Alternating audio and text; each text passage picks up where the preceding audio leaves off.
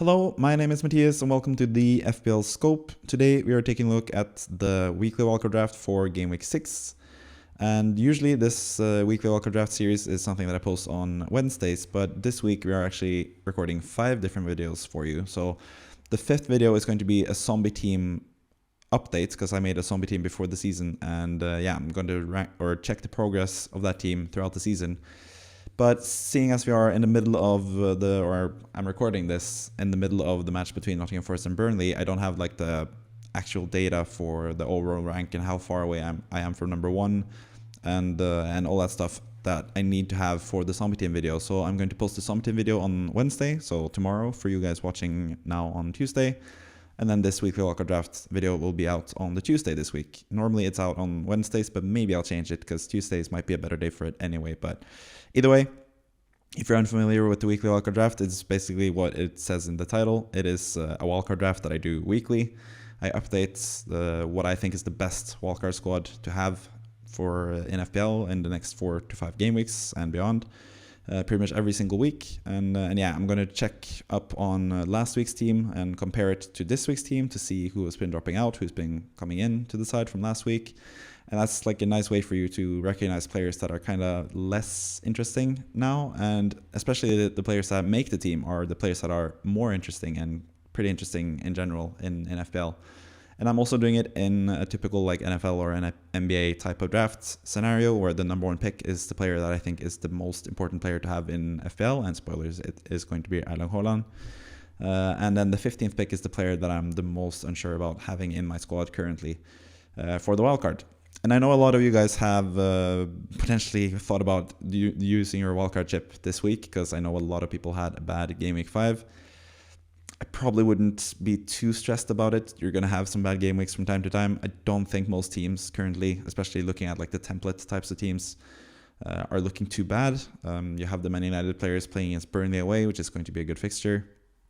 And you have some other decent players. The Chelsea players still have decent-ish fixtures going forward. They do play Aston Villa this week, which is kind of tough, but yeah, there is not too many reasons to do a wildcard, but maybe you want to get early on with Salah and Alvarez, for example, which are 2 players that are in my current weekly wildcard draft. So if this weekly wildcard draft looks entirely different from your team, then maybe you should think about wildcarding, but I don't think it's like that big of a rush because there are so many good players that are potentially going to perform eventually this season. But either way, let's get going with the video. We don't have too much time to waste either because these usually take a while in terms of explaining all the players. First player doesn't really need much explaining though. It's Holland. As always, he had like a gajillion big chances against West Ham. He scored only 1 goal, which was kind of lucky for any of you guys who went against Holland as captain. You kind of got away from one there. I know if you had a bad game week, it could have been so much worse if Holland actually scored the goals he usually would score. So yeah, Holland still best captaincy option, especially or at least for the next 2 game weeks. After that, against Arsenal away and stuff, maybe we'll think more about different captains. But yeah, that's into the future, and that's not what we're going to talk about right now. But I still think Holland is going to be someone you need to own at least. Maybe if you don't captain him from game week game week 8 and onwards that much, because he has really tough fixtures, you should still keep him because he's just an FPL beast. Next up, we have Bueno, who keeps his number 2 spot from last week, even though he blanked against Newcastle. But blanking against Newcastle at St. James's Park shouldn't really be that big of a deterrent for anyone, really. So that's always going to be a difficult fixture. And Bueno didn't really create much, didn't really look that good at all in the game. But then again, it is against Newcastle. It's tough to create chances against them. And now Buemo's really good fixtures are actually coming up. So he was number 2 last week, even though he had a really tough fixture against Newcastle away. And now that he's finished with that Newcastle fixture, he has really good fixtures going forward. Everton at home, Nottingham Forest away, Man United away, which is still a good fixture, I think, especially now that Brentford, they typically do well against the big 6 sides. So yeah, I expect him to score there as well. And then Burnley at home, 4 really good fixtures for Mbeumo. So I think he is still like the best midfield option to have, even though he's 6.9 million now, which is quite a bit more than the 6.5 that he was originally in this season. But still, that's really good value for one of the main players for one of the best teams in the league so far. So yeah, Mbeumo makes a whole lot of sense in FPL. And then we have Estupiñán as number 3. He has actually gone up a spot from number 4 to number 3, and I imagine a lot of you guys are questioning this. Why is Estupiñán going up from number 4 to number 3 after a game week where he didn't even play? The reason is that his replacement, Tyreek Lamptey, got 2 assists and was a Hannibal Mejbri long shot away from having a clean sheet as well against Man United away. So that should tell you something about how good Brighton are and how good the left back for Brighton is in FPL. There's going to be so many points from the left back of Brighton in FPL, and the left back of Brighton 9 out of 10 times is going to be Estupiñán. He's not traveling to South America for international break every single week, so he's going to play pretty much every single week where he doesn't do that. The next international break is actually in game week or before game week 9, which is when Estupiñán plays Man City away either way. So that's probably the only game week this whole season I'm going to bench Estupiñán. I'm going to keep him the whole season, I'm pretty sure, still, barring any injuries or like any huge changes in terms of the Brighton. I don't know. Brighton look amazing, and Estupiñán, or the left back at least, like the left back spot for Brighton looks amazing as well. And for that value, Estupiñán 5.3, he's worth now 5.0 if you had him from the start. I know many of you guys did. Hopefully you haven't sold him yet. I just keep him and start him pretty much every game week because yeah, Brighton are that good. Like, they're such a good team. We should not underrate Brighton. And Estupiñán, I'm kind of comparing him to, like, not quite as good in terms of playing for, like, the team is not quite as good, but kind of comparing him to Robertson of 3 or 4 seasons ago, where he's just like bombing forward all the time. He's going to get a lot of assists, a couple of goals as well. I think Estupiñán's goal threat is better than Robertson if you compare those two guys. Obviously, Brighton won't keep as many clean sheets as Liverpool did back in those days, but still, for 5.3, that's much less than what Robertson tend to cost as well in FPL. So I think Estupiñán is just fantastic value and someone you should play pretty much every game week. So that's just me. I've said this like several weeks in a row now. Just start Estupiñán, please. Next up, we have Mohamed Salah, who keeps climbing up the ranks. He's number 4 now. Another great game week. He is returning every single game week. This time he got 10 points. He managed to get 2 assists, almost 3. He was really close to getting the 3rd assist and getting some more bonus points as well. Would have been 14 points, I think, for Salah if that shot from Elliott was on target instead of off target. So Salah is just looking amazing. And like I said last week, every single week now we're getting closer and closer and closer to the point where Salah is getting those matches from game week 9 onwards. You can see there, Everton at home is the game week 9 fixture. From that point on, pretty much everyone, or at least game week 10, because I know a lot of people are using their wildcard in game week 10. From that point on, game week 9, game week 10 onwards, Salah is going to be pretty much a template pick across the board. Everyone is going to use their wildcard to get him in, and if you're using a wildcard now in game week 6, it's going to be difficult to fit in Salah in a couple game weeks from now. You have to like readjust your whole squad to get him in, so you might as well just get him early if you're on the wildcard now. Keep him for the long haul because Salah is amazing. Salah is inevitable. He's going to get points every single game week. If he gets a pen, if he starts scoring a bit more, he could start playing more centrally eventually, because I think Salah is a player who doesn't really like just being an assister. He's an amazing assister now, by the way. The couple of assists he's had so far this season have been just top class. Like, Salah just keeps impressing me. Like, I rate him so highly, and he just keeps blowing my mind in terms of how good he is. So yeah, Salah, definitely on a wildcard. You need him. Maybe if you're not on a wildcard, maybe you can try to survive the next 3 or 4 weeks without him. But yeah, he's just too good to ignore at this point, even though he's really pricey and you're most likely going to captain Holland in most game weeks. But still, Salah is just that amazing. Next up, we have a guy that I never should have left off of last week's weekly wildcard draft, and it is Julian Alvarez. I have him in my personal team, so I actually got his 9 points against West Ham, which was kind of bittersweet, I guess, for me. Not sweet.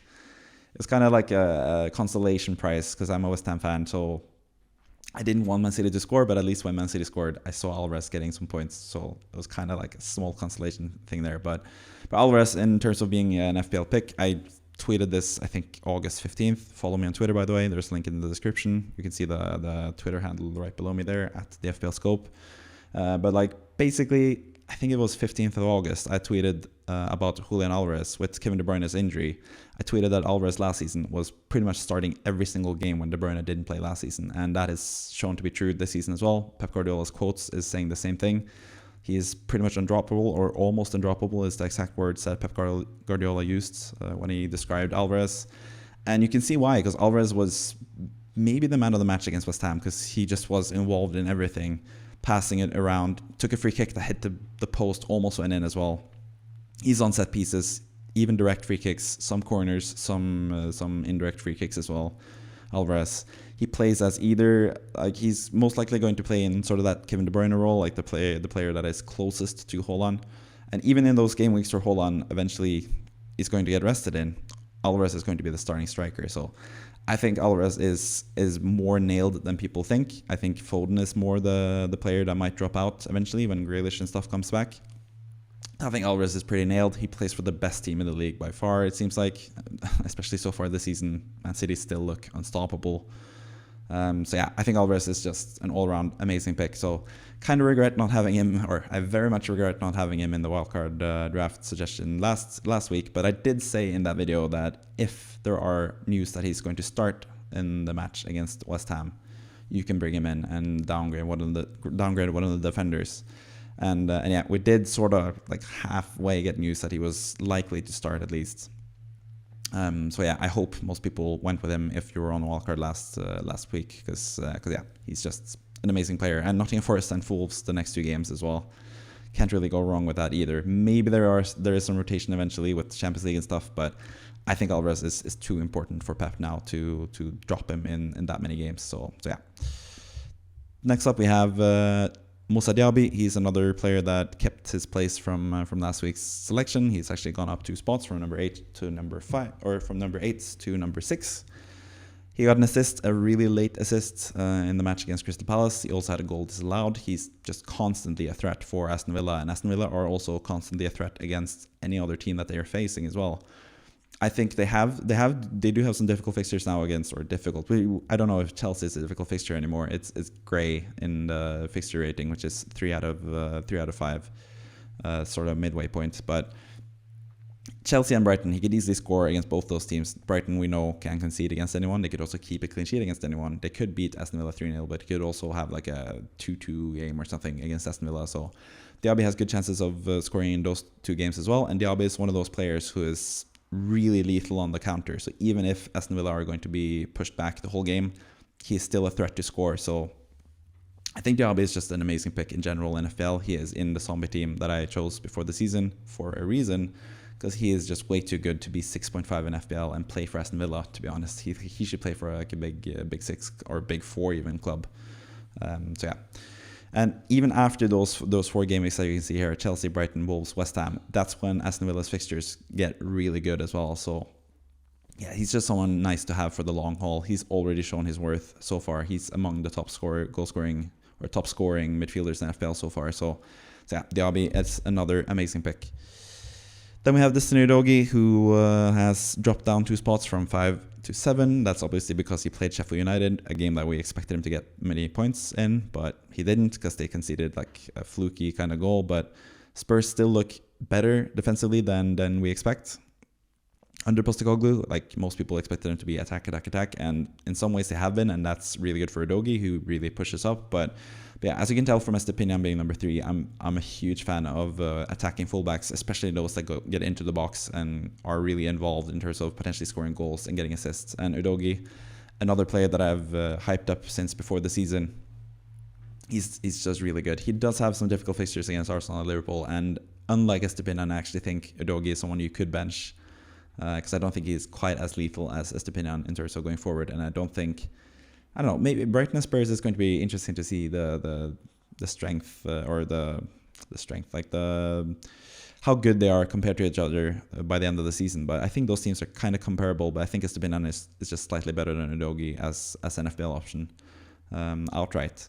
But even with the difficult fixtures Udogie has against Arsenal and Liverpool, you can easily just bench him in one of those games. So yeah, it's not that big of a deal. And after that, you see Luton and Fulham, 2 amazing games. And after those games as well, Spurs have a pretty decent schedule. So I think Udogie is one of those other season keeper defenders, and you can just bench him sometimes, because defenders are much easier to bench than midfielders, because the midfielders, you always need them to play, basically, because yeah, you really want the strong midfielders this time around, especially with the cheap defenders that we have with Udogie and Estepinian, who are still, 5.3 and 4.7 put together. They're 10 million in total, which is absolutely nothing. So yeah, pretty easy pick there as well with Udogie. And then we actually have a new defender, and that is Sven Botman. I have not neglected the Newcastle defense. Botman could potentially be higher up in the rankings as well. I think it sort of flatters to deceive a bit the 3 bonus points that he got. He did actually have like a big chance created, I think, this past game week, which is something that he's not going to do every game week because, yeah, he basically comes up 4 corners and that's it. And he doesn't really have that much of a goal threat from corners as well. But he's only 4.5. People have been banging on about that being too low of a price for him, and I kind of tend to agree now. Newcastle are a really good defensive team, even though they haven't kept that many clean sheets. And especially now that they got a clean sheet against Brentford, who have been really good so far this season. It just proves to me that Newcastle are the real deal defensively. And yeah, Botman is definitely someone you should consider bringing in. And he's potentially the player that I'm going to get in my personal team this game week as well. I prefer him over the other Newcastle defenders slightly, I think. In terms of him versus Fabian Schär, it is pretty close. But Fabian Schär has historically been better offensively.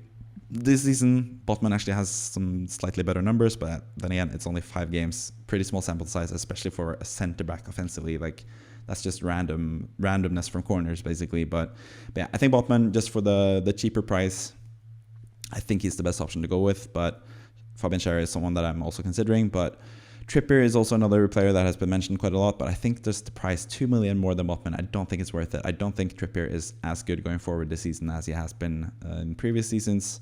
Newcastle have more offensive firepower now, so they're not really as reliant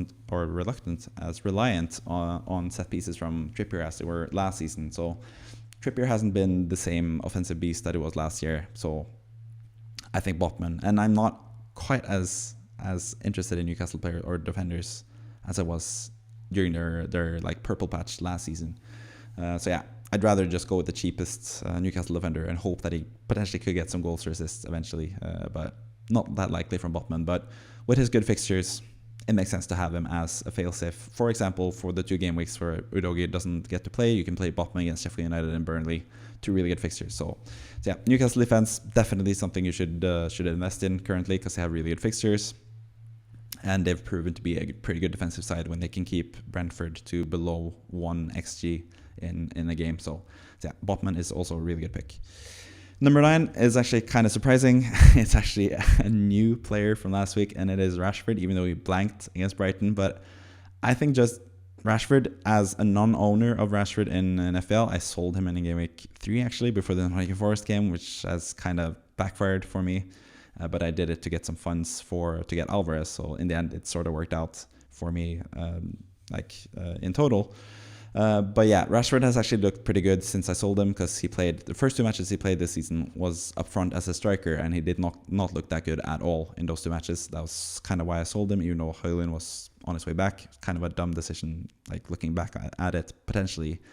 But since then, he's played 2 matches as an out-and-out left-wing player as well. And then this final game against Brighton, he sort of played as like a second striker, left-winger-ish sort of guy, because Man United played with a diamond in midfield. And that meant that Rashford and Højlund were sort of like the striker and second striker for Man United. And in that role, I think Rashford looked absolutely lethal. Like he was in fantastic positions all game. And he almost had the assist for Højlund. He probably should have had another assist in the second half as well for Højlund. But I think Rashford just looked really dangerous. And seeing as the fixtures that they have now are pretty good, Burnley away especially, a team that you can counterattack on because Burnley are pretty offensive and try to at least attack. I think that's a really good fixture for Rashford. And Rashford, I know a lot of people are actually looking into potentially selling him. He might be one of the reasons why you want to wildcard in the first place, because you're tired of the Man United midfielders and Man United just being a mess. But personally, I was pretty high on Rashford before the season. He was like one of the main picks for me before the season. I had him in my Game Week 1 squad, sold him as I said. But I'm kind of regretting that now because I think he's starting to look better and better, especially with Højlund. Højlund, why am I saying it like an Englishman? Højlund. Rasmus Højlund. That's how you say it in Danish. I'm Norwegian, but it's kind of similar. But either way, next to Højlund, Højlund, it actually looks pretty good for Rashford. So He's actually someone I'm considering bringing in, but I'm probably not going to sell Saka to get him, but I'm kind of tempted to do that. Just because he looks like a really good pick in terms of the position he's playing now. If Man United keep playing the diamond, because you don't really know how long Anthony is going to be out either for Man United, or potentially if they change their formation and play Bruno Fernandes as a right winger again, like many people expected them to, or play Pellistri as a right wing as well. Plenty of options that they can have, but I think Rashford has just looked really good the last 3 game weeks in terms of a goal threat. So even though they've struggled, I'm kind of interested in Rashford personally. Next up, we have James Madison, and yeah, that means that Heung-min Son has actually dropped out, which is kind of surprising. You can see there from the Game Week 5 draft, I have 1 spot open among the top 8, and that is Son as number 3. Spoilers. I was really high on Son last game week. He kind of, and I also, it doesn't really make that much sense, but I think it's mostly the Richarlison thing, that Richarlison came on and scored 2 goals. Doesn't seem that likely as it was last week. It seemed super likely that Son was going to play as a striker every single game week going forward, and he would be the best captaincy option in game week 8 when they play against Luton away and Holland has Arsenal away. But I'm kind of second guessing that now in terms of Son, but yeah, we'll get to Son eventually. We're talking about Madison now, and Madison, mostly it's because he's cheaper than Son. I can afford him. If I could afford Son rather than Madison, maybe I would go with him instead. But I think Madison is just more the safe pick. Like I said, I'm unsure if Son is going to continue playing as a striker or if he's going to be played out wide. If he's continued to play out wide, he's not as interesting as he is as a striker. And we know with Madison, he's going to play as that number 10, basically the number 10 role. He's also number 10 in the draft, coincidentally. But we know Madison's role is going to be consistent, and he's going to be consistent. He's going to get points pretty much every other game week. But it's not going to be those massive scores that Son gets, but Madison is more the safe kind of option. And currently, seeing as Spurs have some difficult fixtures and they didn't look the best against Sheffield United, I'd rather go with the more safe option with Madison than Son. So yeah, the 2 next fixtures not the best, but like I said, you could still bench him. I have another defender coming up that I am actually interested in playing a couple of these game weeks, especially in double game week 7. That is kind of a spoiler for you, but yeah. Next player is that player that I'm talking about. It is Issa Kabore. He actually created 2 big chances for Luton against Fulham, and he looked really impressive in general. He's looked really impressive when he's had the chance to play for Luton. I almost say Burnley every time when I'm about to say Luton, but yeah, the double game week is obviously the selling point for Kabore, but also the 2 fixtures now are really good in terms of the rotation with the Spurs players, like I said. So yeah, Wolves at home. Wolves are just really not that lethal at all. He could easily keep a clean sheet against the Wolves, even though it is Luton, but it is at home as well. I think Luton are going to be better at home. We only have 1 home game to judge them on so far, against West Ham, where they lost 2-1. So yeah, I think that's a decent game for him. And then obviously the double game week is the main thing we're looking at with Kabore. Also the price, he's so cheap. So he's a really good enabler player. He's really offensive. So maybe he gets an attacking return in one of those 3 games. And maybe he gets some clean sheets. He's a decent option, I think. So for that price, I think he's the best 4.0 defender. And I think he's going to play going forward for Luton because he's pretty much been their best attacking player so far. Carlton Morris has not looked as impressive, and that's why he's dropped out of the team, but we'll get to that as well eventually.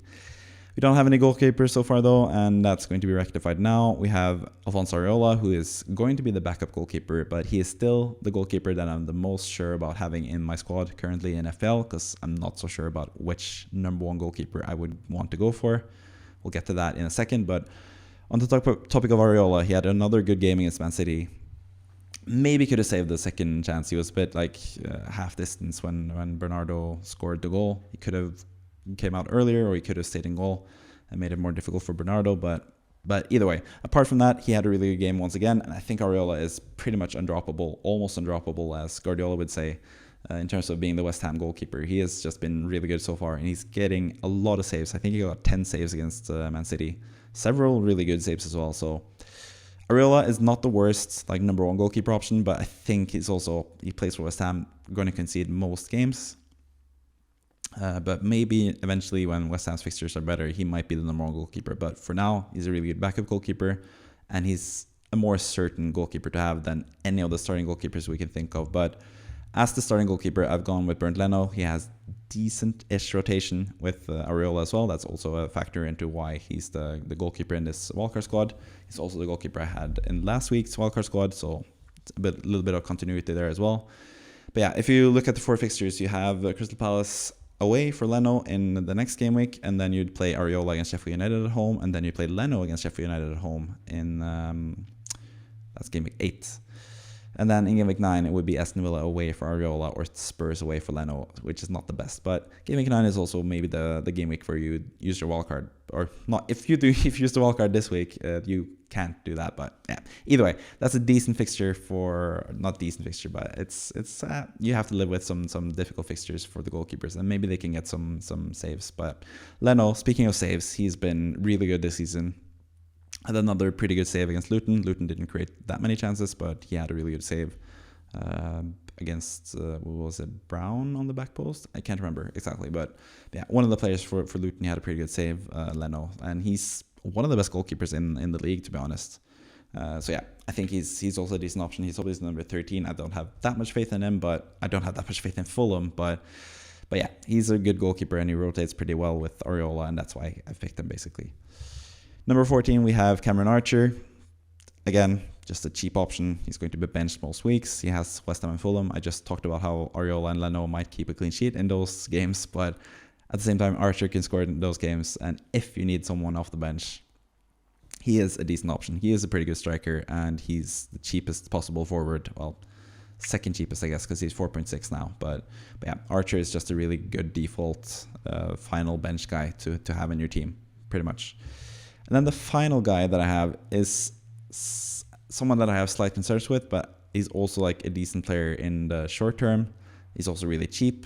I'm talking about Malo Gusto. He is 4.2 now, which is kind of, I wish he was 4.0 or 4.1 still. But yeah, it seems like Gusto is, as long as Reece James is out, he's going to be the starting right back for Chelsea. And with Reece James, we know he gets injured all the time. And people say that, he's going to be back in 2 weeks, and then it lasts 6 weeks before he's back. So I think Gusto is just a really nice player to have on the end of your bench, and just someone you can have ready to play whenever you need him, really. Because I think Reece James is going to be injured more often than not this season, sadly. But yeah, Gusto, not the most attacking fullback. He did get 2 assists in, game week 2, I think, or game week 3. That was from pretty low expected assists, though. But still, he's a decent option. He is super cheap. Chelsea still have some good fixtures coming up, so he's a nice player to play in a pinch if you need a defender. Like I said, Udogie and Madison having tough fixtures against Liverpool in game week 7 might be a week for you to play Gusto against Fulham away. So yeah, Gusto is just a nice player as your final bench option, really, and that pretty much completes the wildcard squad. But we also have some names that have dropped out since last week, and we're going to talk about them. I have mentioned Son already briefly, but yeah, it's just basically the price and also the uncertainty about him playing as a striker or as a left winger. Richarlison really came back with a bang and looked really good, and Kulusevski looked really good as well. Kulusevski is also like a really interesting potential option for you guys as well.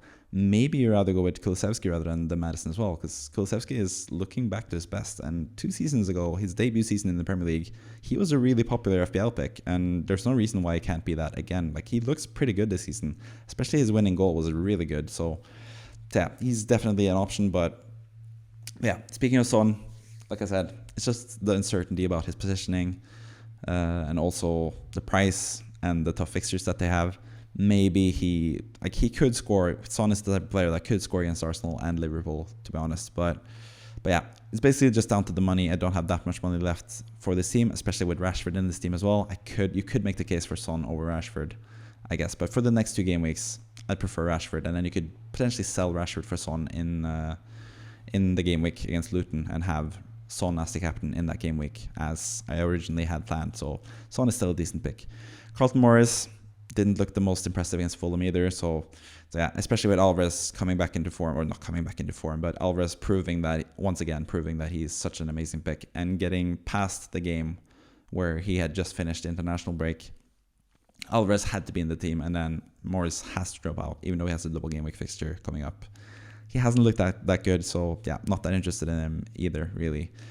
And then Ben Chilwell, he was actually number 10 last week because I was already sensing that there might be some rotation issues for Chilwell, especially with him being subbed off early. That's always a red flag when it comes to playing time and stuff. And it proved to be correct. Chilwell is not as secure as like the left wing back or left winger spot for Chelsea as well. Currently considering selling him in my own team, but I'm also considering just keeping him in case he continues playing, because Mudryk didn't look too good either in that position. But should also be noted, Chilwell didn't come on until the 80th minute. He wasn't even the first sub for Chelsea. And when he came on, he played as the left back in like the back four. He came on for Colwill. So yeah, Chilwell's the allure of Chilwell has dropped down every single game week, and now he's dropped out of the weekly Wildcard draft entirely. So yeah, not that hyped about Chilwell anymore. But if he keeps playing as left winger for Chelsea with the good fixtures that they have, he's going to be good. But for now, we have Malo Gusto to do that same job for the next 2 game weeks, pretty much, at least until Reece James potentially is back. So yeah, I think Gusto just for much cheaper and yeah, pretty much having decent attacking threat as well compared to Chilwell. Just makes more sense to have Gusto on your team than Chilwell at the moment, especially with the price and the fact that you need the money if you want to have players like Salah, Rashford, Holland, and the likes. So yeah, Chilwell just has to drop out. Medicash as well, kind of harsh to drop him out, but he had a good fixture against Crystal Palace where he didn't get any points. He did have 2 shots in the box though, and he still looks super attacking. He's the best defender in terms of expected goals so far. So I still think Cash is a really good player, but it's also the issue. They have 2 tough fixtures. I said with Diaba, it's not that big of a deal because he can score against those teams, but I fully expect, well, not Chelsea potentially, but I fully expect Brighton at least to score against Aston Villa. So that's a worse fixture for Cash than it is for Diaby. So I think for the next 2 fixtures, I'm kind of staying away from the Aston Villa defenders. We know Moreno is coming back as well. He was on the bench last game. And with Moreno coming back, maybe Cash is the one to drop out and play Konsa on right back in Langley or something, or Diego Carlos if he's back from injury as a centre back next to Pau Torres. So maybe Cash is more of a rotation issue now that Alex Moreno is back. So we'll get the next 2 game weeks to judge that, and then after Aston Villa are finished with those 2 games, they have pretty good defensive fixtures, and that might be the point where I bring in either Cash or Moreno, depending on who looks better for the next 2 game weeks, or potentially Digne because he's looked pretty good so far. Nah, I'm not going to get Digne, but yeah, that's why Cash has dropped out. And then finally we have almost said Harry Giles again. That's a basketball player. His name is Ryan Giles. He was kind of my differential pick, number 15 pick last week. Because I kind of like his potential going forward. But I did mention maybe he's the player to drop out the next game as a defender because Luton keep changing their defense up. And that was exactly what happened. He started on the bench against Fulham, so can't really rely on him for starts either. So yeah, I'd rather just go with Kabore, who's 0.5 less, created 2 big chances against Fulham, and just looks like a better pick for the cheaper price, really. So Kabore, I prefer over Giles. And that's pretty much why every single player has dropped out. And this video has lasted about half an hour, so I'm not going to keep you for much longer. I just want to thank you for watching this video. I hope you come back and subscribe to the YouTube channel. You can see the zombie team update tomorrow. It's actually going pretty well so far. And maybe if you're the type of player to get a bit jealous of other teams and stuff, maybe you don't want to hear about a team that has made no transfers and has more points than you. But if you're interested in seeing how my zombie team is doing, then definitely check that video out tomorrow as well. So yeah, I'm going to have videos on Thursday and Friday as well. Thursday video is going to be the FPL Scope podcast with Kevin, talking about his game week and potentially his brother's game week, because he might be the manager of the week this week. And then Friday, I'm going to have the team selection video with my latest thoughts about what I'm going to do for the next game week. So yeah, that's the content for this week. This has been the content for today. And with that, I bid you adieu and goodbye. See ya.